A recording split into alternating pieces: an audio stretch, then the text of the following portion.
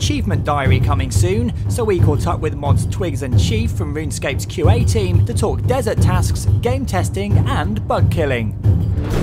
The latest achievement diary sees players completing tasks in the recently tarted up Alcarid. To start the task set, all you have to do is basically head over to the desert and open your notice board. There are over 40 new tasks in the achievement diary.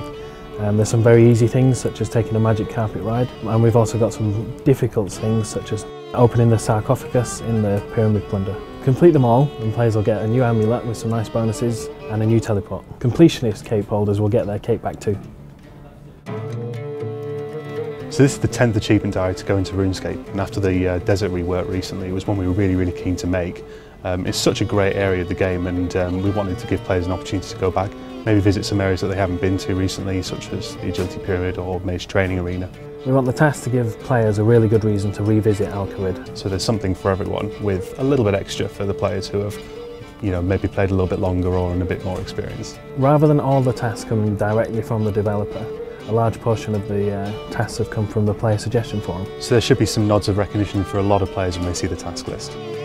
As project lead, I'm basically responsible for making sure that all the achievements are achievable, and that means there's a lot of testing involved.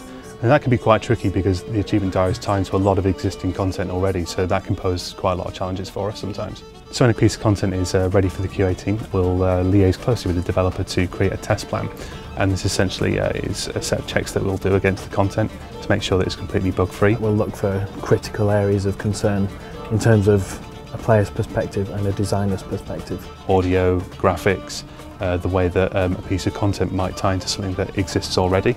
It's not just as simple as checking that it's achievable. We've got to check things like, can it be completed with boosts? Can it not be completed with assists? Things like that. So we go really in depth.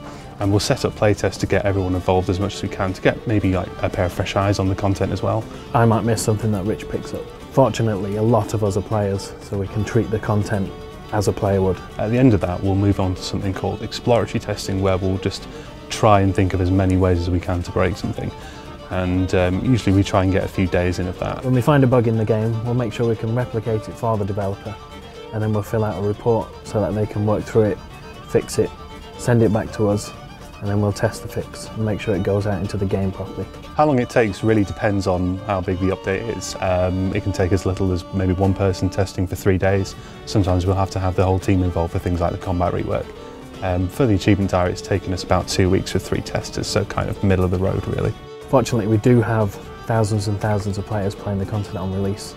So if they do find a bug, then we can get it fixed pretty quickly. Even if an update's gone live, our job still isn't finished. We do a lot of live monitoring in the same day that it goes out and the days that come after as well.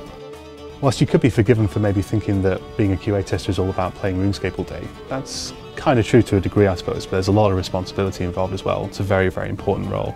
Essentially, we're the gatekeepers between the developers and the content being released. We do get to find out the best strategies, and we do get to see the content first before anyone else. Right now we're busy QAing the demon flash mobs, and we had a brilliant bug recently where the demons would stretch all over the place as they're walking, but that's luckily fixed, and we're looking very good for an imminent launch.